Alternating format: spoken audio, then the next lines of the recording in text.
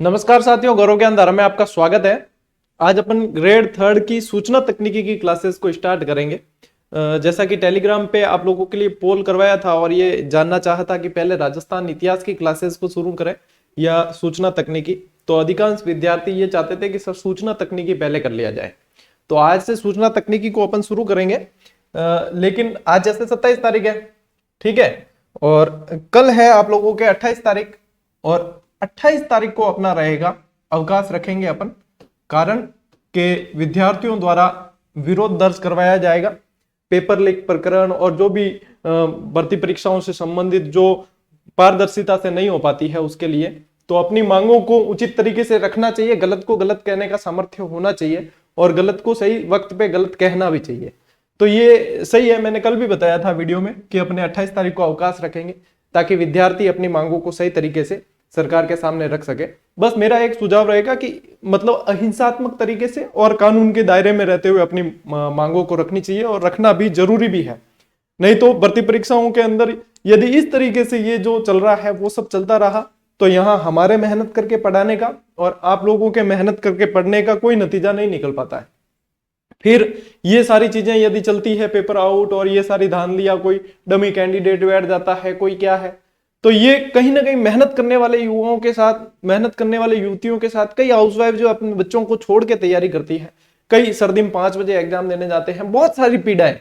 एक एक पीड़ा को बताया नहीं जा सकता, और हकीकत जो पीड़ा होती है वो तो जो विद्यार्थी जो दौर से गुजरता है ना, सिर्फ वही समझ पाता है। ना मैं समझ पाता हूं, ना कोई अन्य समझ पाएगा।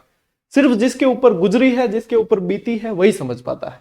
तो सही तरीके से मांगों को रखनी चाहिए। और कल जैसा कि आपका नेतृत्व जैसे कोई भी करते हैं, उपेंद्र जी कर रहे हैं, तो बहुत अच्छी बात है। मैं तो ये कहूंगा कि यदि जो भी बेरोजगार युवाओं का नेतृत्व करते हैं उनको सभी को एक मंच से करना चाहिए ताकि आपकी बातों को और जायज मांगों को सुना जाए और उन पे अमल किया जाए। तो जितने आपसी मतभेद छोड़ के सभी को एक मंच से नेतृत्व करना चाहिए। जीजीडी का प्लेटफॉर्म हमेशा से युवाओं के साथ में रहा है, आगे भी रहेगा, और आप लोगों के विश्वास के अनुरूप अपन मेहनत भी करते रहेंगे। पीड़ा हमें भी बहुत होती है साथियों, पिछले 1.5 साल से रात दिन एक करके एक एक क्लास को बेहद तराश के, बेहद मेहनत के साथ में आपको दी, बिल्कुल निःशुल्क तरीके से, ताकि हर युवा, हर युवती अपने सपनों को साकार कर सके, मेहनत कर सके। और हम हमेशा कहते हैं कि मेहनत का कोई विकल्प नहीं होता, तो इसीलिए हम हमेशा मेहनत का कहते हैं, खुद भी मेहनत करते हैं, विद्यार्थियों से डबल करवाते हैं। लेकिन पारदर्शिता से भर्ती होनी बहुत जरूरी है। उसके लिए जो भी दोषी है उनको सख्त से सख्त तुरंत सजा दी जाए, उनको दोषियों को, तब जो है सबक लेंगे लोग जो ऐसे कामों में लिप्त हैं कि ये वास्तव में बेरोजगारों के सपनों की हत्याएं हैं। तो साथियों, ये कल अपना ये रहेगा, अवकाश रहेगा, ठीक है, जो जायज मांगों के लिए जरूरी भी है, अपना ये समर्थन ही है इसमें, ठीक है। चलिए अब बात करते हैं साथियों अपन सूचना तकनीकी की क्लास की। आज अपन शुरू कर रहे हैं। यदि आप कहेंगे तो अपन अलग से प्लेलिस्ट बना देंगे सूचना तकनीकी की। यदि आप कहेंगे तो जो ग्रेड थर्ड की क्लासेस जो दे रखी है उसी में शामिल कर देंगे। और दोपहर 3 बजे ये क्लास मिलेगी आपको, 28 तारीख को नहीं मिलेगी, फिर 29 को वापस मिलेगी, ठीक है। तो इसके अंदर अपने नोट्स मेकिंग पैटर्न पे ही चलेंगे पूरी तरीके से। शैक्षिक परिदृश्य में ग्रेड थर्ड का पूरा करवा चुका हूँ यूट्यूब पे ये सारी क्लासेस। इसके अलावा राजस्थान सामान्य ज्ञान में करवा चुका हूँ, और भी जैसे कल्चर और ज्योग्राफी और इनकी क्लासेस तो पिछले 1.5 साल से चल रही है, तो सारी यूट्यूब पर ही है। जो बचे हुए टॉपिक है वो भी करवा देंगे। पहले अपन सूचना तकनीकी को पूरा करके फिर राजस्थान का इतिहास पढ़ेंगे, क्यों राजस्थान के इतिहास की काफी सारी क्लासेस बाकी है अपनी, वो पढ़ेंगे, और उसके बाद में जो बचे हुए टॉपिक होंगे वो पढ़ लेंगे। इस तरीके से अपना ये चलने वाला है। कई लोगों के दिमाग में आया कि सर आप तो जीके पढ़ाते हो, आप सूचना तकनीकी कैसे पढ़ा लोगे? तो भाई पढ़ा सकते हैं, कारण मैं बताता हूं। जब मैंने कॉलेज चल रही थी उसी दरमियान मैंने एक डिप्लोमा कोर्स किया था, सीटीटीसी का, कंप्यूटर टीचर ट्रेनिंग कोर्स। मेरे मदर अक्सर कहा करते हैं कि तूने कंप्यूटर टीचर ट्रेनिंग कोर्स किया, उसका कहीं उपयोग तो आया नहीं, ऐसे ही पैसे लगा दिए। अब मेरा सोचना यह है कि पढ़ा हुआ कभी व्यर्थ नहीं जाता, वो पढ़ा हुआ अब आज काम आएगा। 2 साल का जो डिप्लोमा कोर्स मैंने किया था वो कंप्यूटर टीचर ट्रेनिंग का यहाँ पे काम आने वाला है। फिर जैसे अपने ये जो होती है अपने RSCIT, तो RSCIT तो एक नॉर्मल एग्जाम है, 35 प्रश्न आते हैं और उसमें कोई दिक्कत नहीं। लेकिन जब RSCIT हुई थी तो मेरा सेंटर सिरोही में था, और सिरोही में भी मेरी मतलब वहां उस समय एक जो बैच होता है RSCIT का जो देते हैं सभी, उसमें सिरोही जिले के अंदर दूसरी रैंक थी उस समय 86% के साथ में। तो ये तो कोई बड़ी ऐसी कोई उपलब्धि जैसी बात नहीं है। लेकिन विद्यार्थी विश्वास के साथ पढ़ सकते हैं। मैं पूरी कोशिश करूंगा कि आप लोगों को ये चीजें समझ में आए। ठीक है, तो देखो रीट मेंस के अंदर सूचना तकनीकी है। अब उसमें जैसे 10 नंबर की है, ठीक है ना। तो सूचना तकनीकी के अंदर साथियों आपको 4 टॉपिक पढ़ने हैं। एक तो आएगा सूचना तकनीकी के आधार, ठीक है, जिसको आज अपन पढ़ने वाले हैं। पूरा साधारण टॉपिक है, इसमें से ज्यादा सवाल नहीं बनते हैं, कम बनते हैं। देखो 5 सवाल बनने हैं, कम बनते हैं तो इनमें से ज्यादा बनेंगे। फिर भी आज अपना जो है आज सूचना तकनीकी के आधार यानी कि बेस जो है वो चीज, कोई भी चीज पढ़ते हैं तो उसकी पृष्ठभूमि पढ़नी पड़ती है, उसका आधार पढ़ना पड़ता है कि उसके अंदर चीज क्या है वो चीज। तो मतलब सूचना तकनीकी को समझेंगे, आईटी और आईसीटी में क्या डिफरेंस है वो समझेंगे और सूचना तकनीकी को समझेंगे। ठीक है, तो ये आज अपना ये रहेगा। फिर इसके बाद में जैसे जैसे क्लासेस आएगी उसमें फिर सूचना तकनीकी के उपकरण, ये बहुत ही मोस्ट इंपॉर्टेंट है, इसको बहुत अच्छी तरीके से पढ़ना है। फिर सूचना प्रौद्योगिकी के अनुप्रयोग कहां कहां कैसे कैसे होते हैं, नोट्स मेकिंग पैटर्न पे ही चलेंगे ताकि आप अच्छे नोट्स बना सकें देख के। और उसके बाद में फिर अपना रहेगा सूचना प्रौद्योगिकी के सामाजिक प्रभाव। तो उसमें से सबसे मोस्ट इंपॉर्टेंट, यदि आप सेल्फ भी पढ़ रहे हैं तो उसमें ध्यान रखना कि ये दूसरा जो टॉपिक है उपकरण वाला, ये मोस्ट इंपॉर्टेंट है। 2 से 3 प्रश्न आपको इसमें से ही मिलने की संभावना रहेगी। ठीक है ना, तो सबसे मोस्ट इंपॉर्टेंट, अपन भी इस पे ज्यादा वेटेज देंगे। तो ये लगभग आपको मैं समझ के चलें कि 8 से 10 क्लासेस इसकी दूंगा, क्योंकि नोट्स मेकिंग पैटर्न पे चलेंगे अपन, एक एक चीज को कवर करेंगे ताकि कोई विद्यार्थी ऐसे हैं जो पुस्तक खरीदने में समर्थ नहीं होते, वे कई सारे क्लासेस देख के ही तैयारी करते हैं, तो उन्हें भी ये कमी महसूस नहीं हो। मैं 3-4 पुस्तकों को संकलित करके उसी से स्लाइड्स बना के आप लोगों को पढ़ाऊंगा, समझाऊंगा और पीडीएफ जो है टेलीग्राम के माध्यम से दे दी जाएगी। ठीक है, तो शुरू करते हैं आज की अपनी इस क्लास को, और इसके बाद में फिर अपने हिस्ट्री वाली चलेगी। ठीक है ना, ये एक बार 8-10 क्लासेस हो जाए उसके बाद। सबसे पहले बात करते हैं साथियों, आईटी और आईसीटी में क्या अंतर है। अपन एक एक चीज को समझे, आईटी क्या है, आईसीटी क्या है, इन चीजों को बेहतर तरीके से समझते हुए अपन आगे बढ़ेंगे। तो देखो सबसे पहले यदि बात करें आईटी, आईटी क्या है, सूचना प्रौद्योगिकी। वैसे अपन कह सकते हैं हिंदी में यदि फुल फॉर्म देखा जाए, पूर्ण रूप। ठीक है ना, हिंदी में जब प्रश्न बनता है तो पूर्ण रूप कहते हैं और ऐसे कहते हैं फुल फॉर्म। फुल फॉर्म यदि देखी जाए तो इंफॉर्मेशन टेक्नोलॉजी। अब ये सामान्य चीज है, कोई बताने की आवश्यकता नहीं पड़ती। और आईसीटी देखें तो आईसीटी में सूचना प्रौद्योगिकी तो आता है, बीच में आ जाता है संचार। संचार का मतलब क्या है, कम्युनिकेशन। तो सी से क्या हो जाएगा, कम्युनिकेशन। देखो प्रश्न बनने को फुल फॉर्म से भी बन जाते हैं, तो ये मतलब यहां से प्रश्न बनता है ना, तो मैं समझता हूं कि ये फ्री फोकट का नंबर है। क्यों, क्योंकि कोई भी चीज पढ़ते हैं तो फुल फॉर्म सबसे पहले पढ़ी जाती है, तो यदि यहां से भी बनने की संभावना रहती है, लेकिन यह ध्यान रखना कि वहां भी कंफ्यूजन होता है। तो इंफॉर्मेशन एंड कम्युनिकेशन टेक्नोलॉजी यदि ये प्रश्न बनता है तो आपको यहां पे ये ध्यान रखना है, इंफॉर्मेशन एंड कम्युनिकेशन टेक्नोलॉजी। ठीक है, ये तो है आईसीटी, ये है आईटी। ठीक है, अब देखो आईटी के अंदर क्या है, ये एक संपूर्ण उद्योग संदर्भित करता है, उद्योग को संदर्भित करता है। प्रौद्योगिकी तो यानी कि संपूर्ण उद्योग को संदर्भित करता है, टेक्नोलॉजी से रिलेटेड। और ये जो है शिक्षा के संदर्भ में व्यापक रूप से इसका इस्तेमाल किया जाता है। आईसीटी का उपयोग शिक्षा के क्षेत्र में और कम्युनिकेशन, संचार के क्षेत्र में ज्यादा किया जाता है। मोस्ट ऑफ रूप से शिक्षा के अंदर जो किया जाता है वो आईसीटी के रूप में जाना जाता है। आप देखते भी हो कि हाई स्कूल वगैरह बहुत सारी होती है तो वहां आईसीटी लैब होती है। आईसीटी लैब में क्या होता है, कंप्यूटर्स होते हैं, प्रोजेक्टर्स होते हैं, मतलब टेक्नोलॉजी से रिलेटेड। अब जैसे अपन सूचना प्रौद्योगिकी पढ़ रहे हैं, सूचना तकनीकी पढ़ रहे हैं, आप जिस माध्यम से पढ़ रहे हो वही सूचना तकनीकी है।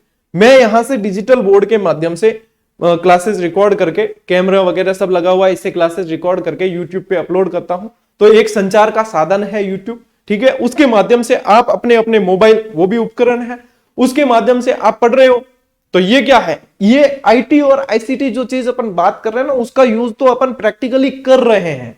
इसमें समझने में कोई भारी नहीं है, बस विद्यार्थी इसलिए कंफ्यूज रहते हैं कि पढ़ना क्या है, छोड़ना क्या है, ये बात समझ नहीं पाते हैं। तो अपन इस चीज को स्पेशल ध्यान में रखते हुए चलेंगे। ठीक है, अब देखो यदि एक अपन हल्की सी इसकी परिभाषा देखें कि इसकी आईसीटी की परिभाषा ही यदि अपन देखें तो क्या हो सकती है, तो देखना, सूचना और संचार की प्रौद्योगिकी या सूचना और संचार प्रौद्योगिकी, जिसे आमतौर पर आईसीटी कहा जाता है। ठीक है, ये तो सामान्य बात होगी। आईसीटी में वे सभी साधन शामिल होते हैं जिनका प्रयोग कंप्यूटर एवं नेटवर्क हार्डवेयर दोनों और साथ ही साथ आवश्यक सॉफ्टवेयर सहित सूचना एवं सहायता संचार का संचालन करने के लिए किया जाता है। साधारण शब्दों में समझे तो कंप्यूटर से रिलेटेड चीजें हार्डवेयर नेटवर्किंग यानी हार्डवेयर से संबंधित और सॉफ्टवेयर भी काम में आएंगे, दिखती बात है, वो सारी चीजें आ जाती है आईसीटी के अंदर आ जाती है। दूसरे शब्दों में यदि कहें तो आईसीटी में आईटी के साथ साथ, आईसीटी के अंदर आईटी के साथ साथ यानी सूचना प्रौद्योगिकी के साथ साथ दूरभाष संचार, प्रसारण, मीडिया एवं सभी प्रकार के ऑडियो वीडियो प्रक्रमण प्रेषण शामिल होते हैं। साधारण शब्दों में समझे, ये तो परिभाषा है और परिभाषा पूछी भी नहीं जाती, वैसे समझने के लिए है। तो देखो इंफॉर्मेशन टेक्नोलॉजी जो है उसके अंदर यदि संचार की सारी चीजें मिला दी जाए, दूर संचार हो गए, दूरभाष यंत्र है, सब कुछ है, यानी संप्रेषण और संचार की सारी सामग्री सब कुछ मिला दी जाए तो वो आईसीटी का रूप ले लेती है। बस यही है साधारण शब्दों में, ठीक है। कोई ज्यादा लोड लेने की आवश्यकता नहीं है क्योंकि परिभाषाओं से प्रश्न बनते नहीं है। अब प्रश्न कहां से बन सकते हैं उस स्लाइड पे अपन आ चुके हैं, क्योंकि अपन बेस पढ़ने जा रहे हैं, अपन आधार पढ़ने जा रहे हैं, तो अपन को शब्दों की उत्पत्ति कहां से हुई है वो देखना पड़ेगा, ठीक है। तो एक एक चीज को मैं यहां पे आप लोगों के लिए लेकर आया हूं ताकि आप लोगों का समझना थोड़ा सा आसान हो जाए, ठीक है। इनको तीनों को अपन अलग अलग कर लेते हैं, आपको भी अलग अलग ही लिखना है। सबसे पहले नंबर 1 लेते हैं साथियों, सूचना। सूचना का मतलब क्या है? इंफॉर्मेशन। जो रॉ मटेरियल है, कोई भी कच्ची सामग्री है, उसको व्यवस्थित तरीके से मतलब संकलित करके बिल्कुल उसके ऊपर कार्य करके पुरुषा जाए, वो किसी के लिए उपयोगी हो जाए तो वो कहलाती है सूचना, ठीक है ना। जब सूचना, जैसे कि आपको क्लासेस की सूचना दी गई, आपको कोई भी सूचना प्राप्त हुई है तो वो व्यवस्थित है, उपयोगी है तो वो सूचना है। अब अनावश्यक कोई शब्द लिखे हुए हैं तो वो सूचना नहीं है, ठीक है। तो देखो इसकी उत्पत्ति जो है साथियों वो इंफॉर्मेशियो या इन्फोर्मा, ये दोनों जो शब्द है ये लैटिन भाषा के शब्द है, ठीक है। लैटिन, ज्यादातर आप साइकोलॉजी में जैसे पढ़ते हो या कहीं भी पढ़ते हो तो इनकी उत्पत्ति का यदि पूछते हैं तो लैटिन भाषा के शब्दों से उत्पत्ति आती है। तो ये कॉमन सेंस के आधार पे भी यदि अपन को प्रश्न करने का मानस बना ही लिया है और करना ही है तो लैटिन भाषा को करना ज्यादा सही विकल्प रहता है। तो इंफॉर्मेशियो या इन्फोर्मा शब्द से बना है। इसका अर्थ क्या होता है? किसी वस्तु या संकल्पना के आकार का वर्णन करना। यदि शाब्दिक अर्थ देखा जाए, किसी वस्तु या संकल्पना के आकार का वर्णन करना। इसकी अगली स्लाइड में मैं आपको इसकी व्यवस्थित परिभाषा भी बताने वाला हूं और आप देखकर उसको लिख भी लेना। फिर बात करें तकनीकी की, तो तकनीकी यानी टेक्निकल चीजें होती है। उत्पत्ति इसकी होती है टेक्निकोस। यदि हिंदी में लिखो तो हिंदी में भी आप लिख लेना टेक्निकोस। अब देखो हिंदी में तो अपन बोलते हैं इसलिए करते हैं, बाकी ये टेक्निकोस इस तरीके से ही लिखना चाहिए। कंप्यूटर जब पढ़ते हो या आईटी जब पढ़ रहे हैं तो आधे वर्ड जो है इंग्लिश में ही लिखे जाते हैं, क्योंकि उसको इंग्लिश में ही पढ़ना सही रहता है, ठीक है ना।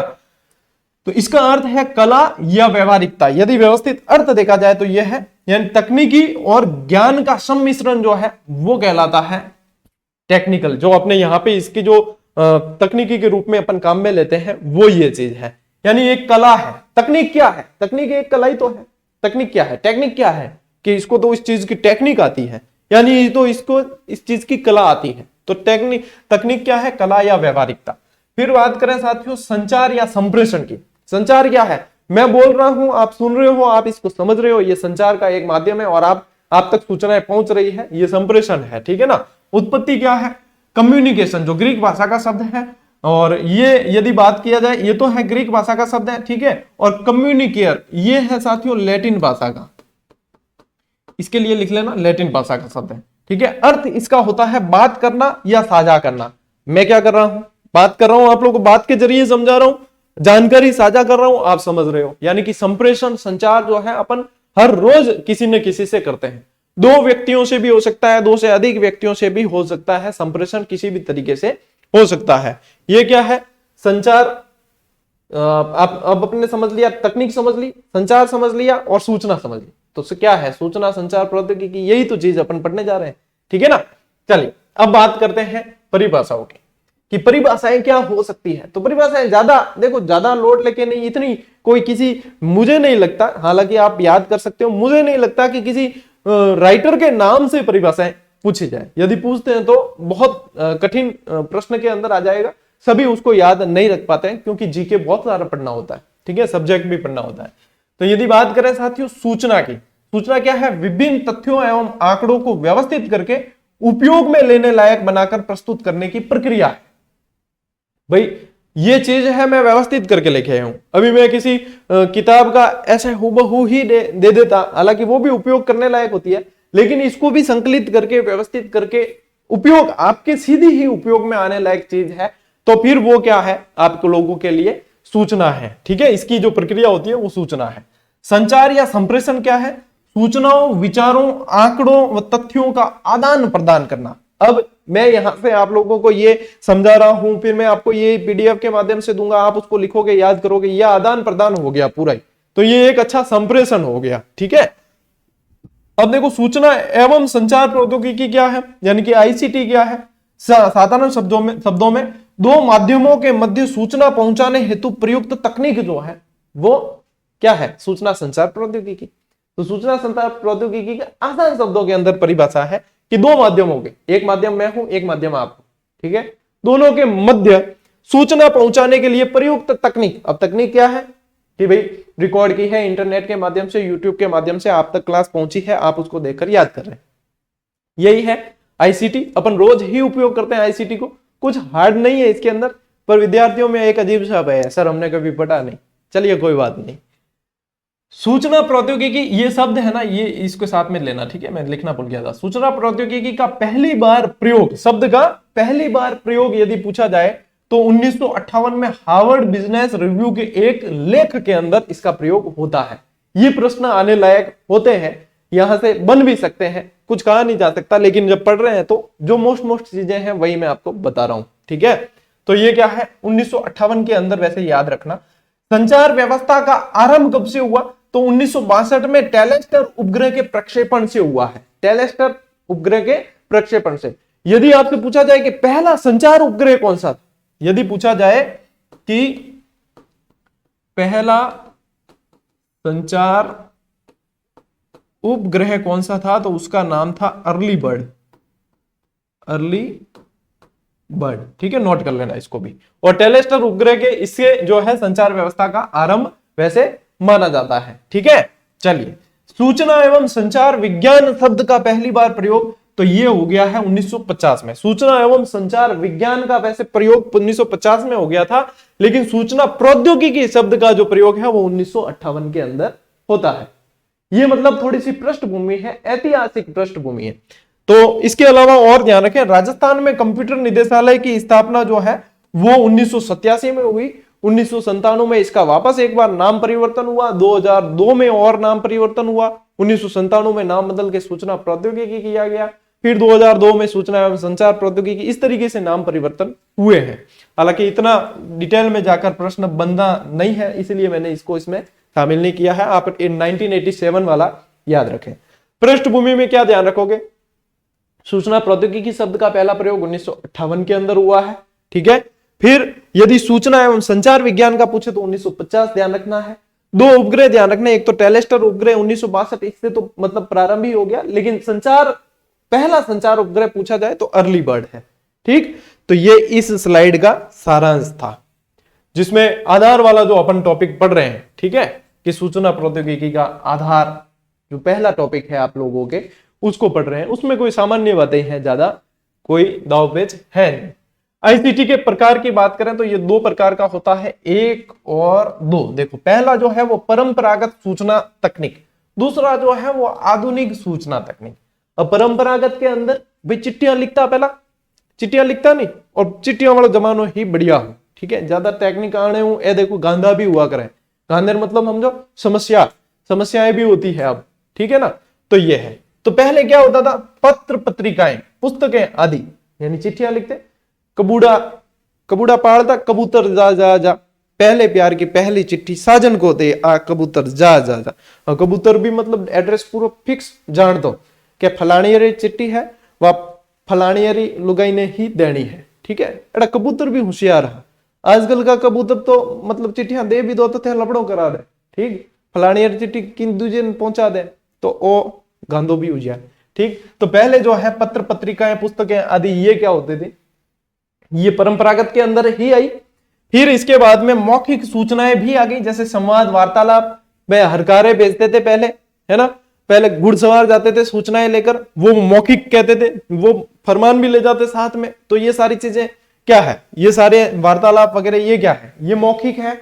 तो ये भी क्या है, परंपरागत हुए, यानी परंपरा से चले आ रहे हैं, ठीक है ना। फिर अन्य के अंदर जैसे चित्र, मानचित्र, दृश्य, श्रव्य उपकरण, खेल तमाशे आदि। खेल तमाशों के माध्यम से भी सूचनाएं दी जाती थी, ढोल बजा के सबको इकट्ठा कर लिया जाता था। और कठपुतली के खेल है या कोई ऐसे, उससे भी संदेश दिए जाते थे। 1857 की क्रांति हुई तो रोटी और कमल के प्रतीक चिन्हों से संदेश दिया गया। तो ये सारी चीजें जो है परंपरागत तरीकों के अंदर आ जाते हैं ये सारे, ठीक है ना। और अब यदि टेक्निक की बात करें, यही चीज तो व्हाट्सएप हो गए, फेसबुक हो गए, ये सारे क्या है, ये फिर आगे आधुनिक के अंदर सारी। तो आधुनिक के अंदर देखो क्या हो गया, हार्डवेयर प्रौद्योगिकी हो गई। हार्डवेयर से संबंधित जैसे कि अब उपकरण है, अब ये जिसको अपन छू सकते हैं हार्डवेयर सॉफ्टवेयर वैसे समझेंगे उपकरण के अंदर ये सारी सॉफ्टवेयर। इसके अंदर जैसे कि ये अब अंदर कोई सॉफ्टवेयर है, जैसे कि इसके पैनल के अंदर नोट 3 सॉफ्टवेयर आता है, आपके अंदर यूट्यूब सॉफ्टवेयर आता है। तो ये सारी चीजें सॉफ्टवेयर टेक्नोलॉजी ये सारे इसके अंदर आ गए। दूरसंचार एवं नेटवर्क प्रौद्योगिकी, आप इंटरनेट के माध्यम से ये चीजें चलाते हैं, दूरसंचार के माध्यम से आप इनको प्राप्त करते हैं। ये सारी चीजें सर्वर से जुड़ती है, नेटवर्क से फिर आपको मिलती है, ये सारी चीजें जो है वो। और इसके अंदर अन्य और भी बहुत सारी चीजें आ जाती है। आधुनिक में अंदर जो भी आ रहा है काम में वो सारे अन्य हो गए, ठीक है। तो ये चीजें आ गई आपके, मतलब इसके प्रकार, आईसीटी के प्रकार जो है वो 2 प्रकार के होते हैं। अब बात करें आईसीटी की आवश्यकता क्या क्या है, आईटी की या आईसीटी की आवश्यकता क्या है। तो आवश्यकता तो ये है कि बदलते युग के साथ में बदलना पड़ता है, ठीक है ना। अब जैसे कई शिक्षक जो है वो जैसे ऑफलाइन, मैंने भी जैसे अपनी क्लासेस शुरू की थी तो ऑफलाइन वो मार्कर इसके में पेन भरते, एक क्लास में 4 बार स्याही भरनी पड़ती, ठीक है ना। आधे घंटे की मिलती है आपको, उसमें भी 4 बार स्याही भरनी पड़ती, वो चीज करके। और फिर अलग पेन चाहिए तो अलग रंग चाहिए तो अलग पेन लगानी, और उसमें भी बच्चों को इंटरेस्ट इतना नहीं आता था, क्योंकि अब डिजिटल बोर्ड का जमाना हो गया तो उसमें इंटरेस्ट इतना नहीं आता था कि हमारे साथ जूने जमाने रहा है, जूने जमाने रहा है, नए जमाने रहा है, पढ़ने में मतलब गुणों से जाए, ठीक है नहीं। तो उसमें क्या है, अब मतलब आईसीटी की आवश्यकता पड़ने लगी, अपन को भी पढ़े, डिजिटल बोर्ड पढ़ाना थोड़ा आसान हो जाता है, बच्चों के लिए रुचिकर होता है, संप्रेषण अच्छा हो जाता है, यही चीजें आवश्यकता। तो साधारण आप सीधे प्रैक्टिकल होके सोचें इसे कि क्या आवश्यकता है। अब पहले जैसे मॉडल पेपर ही मिलाते थे, अब ऑनलाइन टेस्ट सीरीज वगैरह ये सारी होगी, सुविधाएं हो गई, कागज का खर्चा बच जाता है, मेंटेनेंस बच जाता है, सब कुछ हो जाता है वो। तो ये चीजें हैं जो आवश्यकता होती है। अब देखो क्या है, लीगली यदि आप मतलब लिखोगे इसको तो आप लोगों के पास में मैटर लिखने के लिए भी तो होना चाहिए, दोहराओगे कैसे, तो इसलिए इसको समझ लो। शिक्षण को रुचिकर सुगम बनाने हेतु, आगे बात समझ में, पाठ्य वस्तु के सरलीकरण है। अब ये सरलीकरण है, जैसे ये लिखा हुआ है मुझे इसको समझाना है, ठीक है, यही चीज मैं एक एक चीज लिखूंगा, यहाँ समय भी ज्यादा लगेगा और वो मतलब वो सीधी सी चीजें हैं, इसके सरलीकरण यहां से हो जाता है। अधिगम को स्थायी करने हेतु यहाँ पे कई सारी चीजें, जैसे कि फोटो के जरिए बता दिया जाता है आपको, 1857 की क्रांति में फोटो बता दिए, महाद्वीप है, महासागर है, उनमें नक्शे बता दिए। तो ये एक तरीके से समझना और स्थायी हो जाता है, नक्शे पे बताया समझाया स्थायी हो गया, ठीक है ना, ये चीज है। सूचनाओं के सुलभ संग्रहण और अच्छे प्रबंधन हेतु, सूचना यानी ये जैसे पीडीएफ है, इसको पीडीएफ में कन्वर्ट किया, अब अच्छी तरीके से प्रबंधन यानी टेलीग्राम के माध्यम से आप लोगों तक पहुंच गई। अब आपने उसको देख के अपने कॉपी में नोट्स बना दिए। अब आपका और मेरा प्रत्यक्ष मिलन नहीं है, अप्रत्यक्ष है, लेकिन फिर भी आप लोगों के रजिस्टर के अंदर बेहतरीन नोट्स बने हुए, इसका आईसीटी के कारण, ठीक है ना।